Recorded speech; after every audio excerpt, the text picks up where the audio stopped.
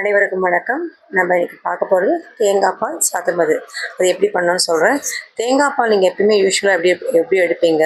ஒரு first time அரைச்சிட்டு தேங்காய் பால் எடுத்துகிட்டு செகண்ட் டைம் தேர்ட் டைம் எடுப்பீங்களா? அதே மாதிரி 3-4 டைம்ஸ் அந்த பால் எடுத்துட்டு தக்காளியும் புளியும் இருக்கிற அந்த பாத்திரத்தில் அந்த பாலை சேர்த்துருங்க.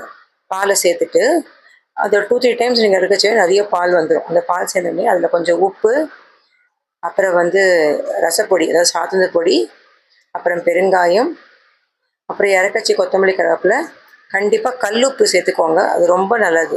நல்லா இதை மாதிரி நல்ல மஞ்சள் பொடி, அப்புறம் பெருங்காயம், சாத்துந்த பொடினா ரசப்பொடி எல்லாத்தையும் போட்டு நல்லா மிக்ஸ் பண்ணிவிட்டு கல்லுப்பு எடுத்துக்கோங்க. கல்லுப்பு உடம்புக்கு அவ்வளோ நல்லது. அதாவது டேபிள் சால்ட்டோட கல்லுப்பு தான் உடம்புக்கு நல்லது. அதை கல்லுப்பை சேர்த்துட்டு அந்த ரசத்தோட கொஞ்சம் கொதிக்க விட்டுட்டு ஆஃப் பண்ணிவிட்டு அதில் கடுகு, ஜீரகம்,